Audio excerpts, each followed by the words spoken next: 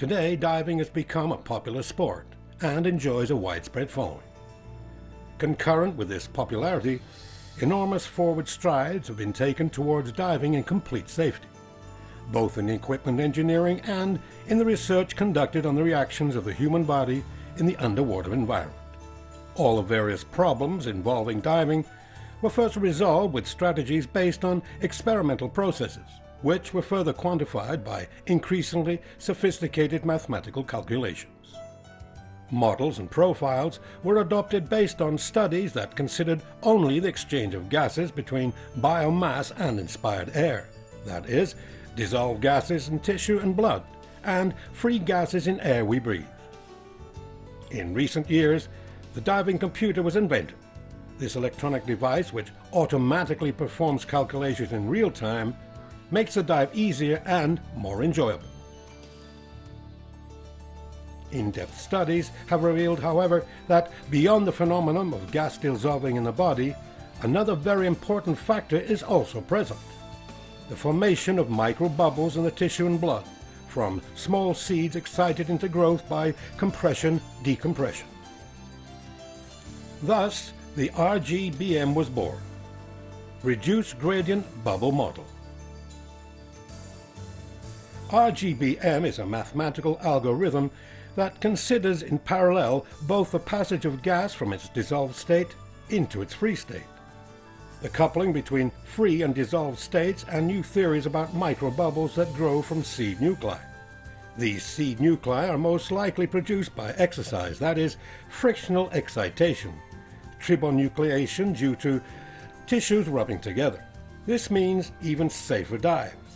The microbubbles do not cause noticeable symptoms, but they are nevertheless present and can only be detected after using sophisticated laboratory instruments. They can be present in tissues and blood. These microbubbles in tissues and blood can create pathological complications after the dive.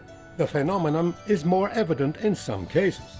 Multi-day dives, that is, diving for a series of consecutive days without a break, as happens during diving holidays when people participate in dives every day during a concentrated period, in order to take best advantage of the location and situation.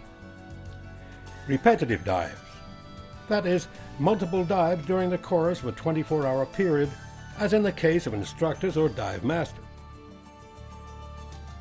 Inverted profile dives, in which the second dive of the day is made to a greater depth than the first.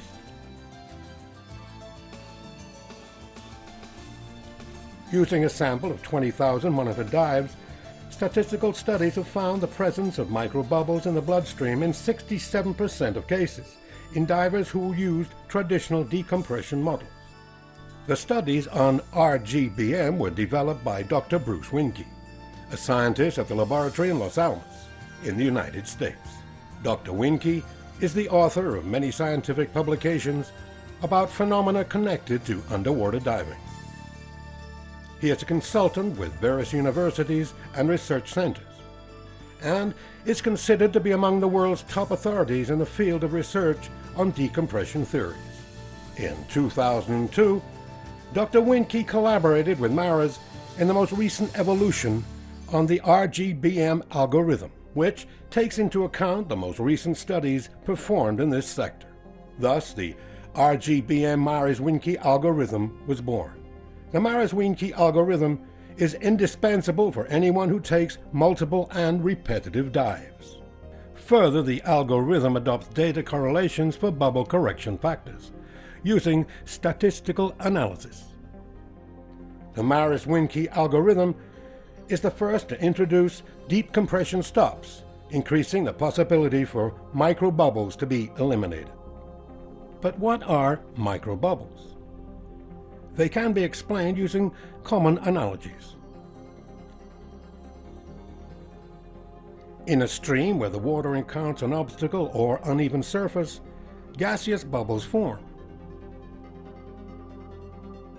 Blood flow in the human body can be compared to the water in a stream. The walls of the blood vessels and tissue surfaces have small uneven patches and sinuous recesses in which a gaseous micronucleus can be created. basically a seed from which a microbubble can form.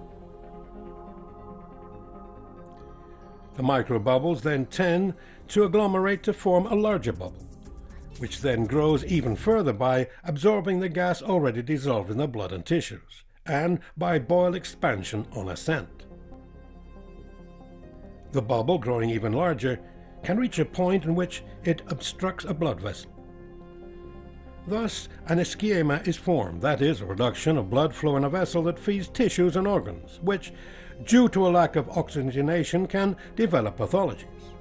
Or the bubbles can grow in tissue sites directly and push on nerves as they grow larger. And then mechanical distortion pressure on the nerve sites produces pain and damage. In both cases, the problem can become very severe, with the onset of the symptoms of decompression sickness. Let's take a closer look at the microbubble phenomenon. Remember that tissue tension is defined as the pressure of a gas in a tissue, and pressure gradient is the difference between two pressures. For more in-depth information, you can visit the technical sub-menus.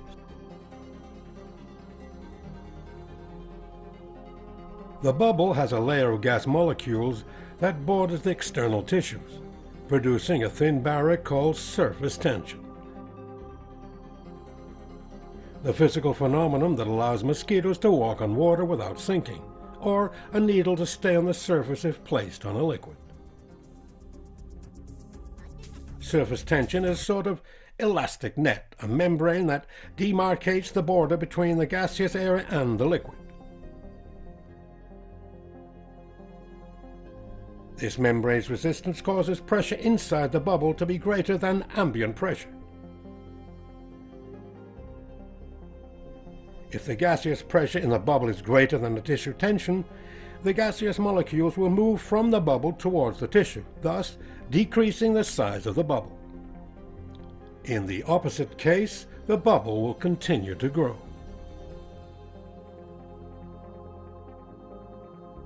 Because of a physical law of bubbles, Laplace's law, the smaller the bubble, the greater the difference in pressure between the bubble and the external environment. Laplace established the law according to which the pressure difference, delta P, is inversely proportional to the radius of the bubble. For example, a bubble with a radius of 4/1000 of a millimeter has a pressure that is a good half atmosphere higher than the external pressure. This difference in pressure creates a situation in which the gas molecules scatter from the bubble towards the tissue very quickly. The bubble decreases in size, and the difference in pressure continues to increase. Under these conditions, then, the bubble tends to disappear. It is intuitive, therefore, that the ideal is to keep the bubbles as small as possible. Thus, the difference in pressure will be greater, as will the rate of transfer of gas from the bubble to the tissue. In order to create conditions that lead most of the gas contained in the body in free phase, that is, bubbles, to pass as quickly as possible into the blood and become part of the dissolved gas, it is thus necessary to achieve a substantial difference between the pressure inside the bubble and the tissue tension. Therefore, the ascent must be optimized so that the bubbles do not become too large.